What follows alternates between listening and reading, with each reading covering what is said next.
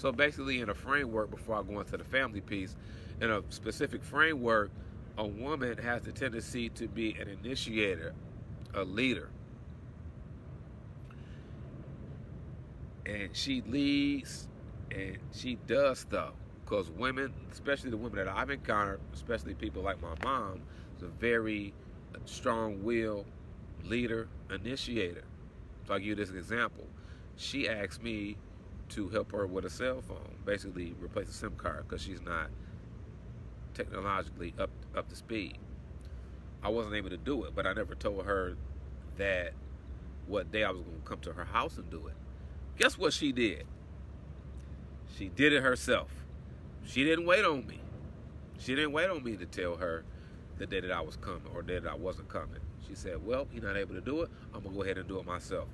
I give you that example because women that are leaders, that understand to a degree who they are, they function in that capacity.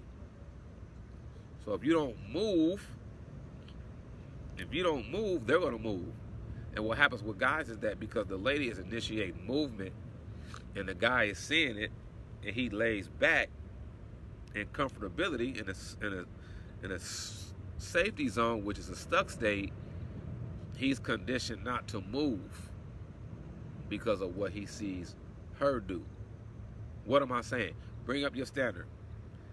You make that guy move by the behavior that you reflect and the standard that you have that proceed from that behavior.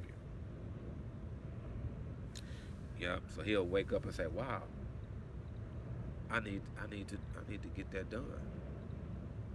I need to get that done. Too many times, guys, we lay back in the cut because we get comfortable because we see our ladies doing stuff when in some situations we should be the lead in that scenario. I've been a victim to that mentality. So I'm being totally transparent. So let's finish this out. Good conversation. Family. I see this more, I know it transpires from male to male, guy to guy. I see you, my brother, Steve and Ebony. I don't see anybody else. That's why I haven't said your name. I see this more female to female in families than guy to guy. So this example that I'm going to give you, it's a general sense, it's a principle, but I normally observe it in my personal life and in my private practice from female to female. Ladies have the tendency to love hard. This is in the context of a family relationship. Ladies have the tendency to love hard. Ladies have the tendency to pour, which I did a video a couple weeks ago about the container. Pouring according to the shape and size of the container, not the shape and size of your heart. But ladies have a tendency to pour, just pour out, because they've been created and designed as primarily the nurturer. So the nurturer is an individual, a person who loves. They love in spite of. But when you come into the climax point of a relationship in a family context between sister to sister, cousin to cousin, that could be destructive.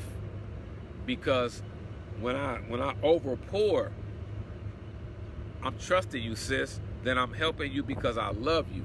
And if you don't respond ideally the way that I believe that you should respond, or the way that's custom for you to respond, I'm going to be hurt. But I'm hurt because at times I overpour.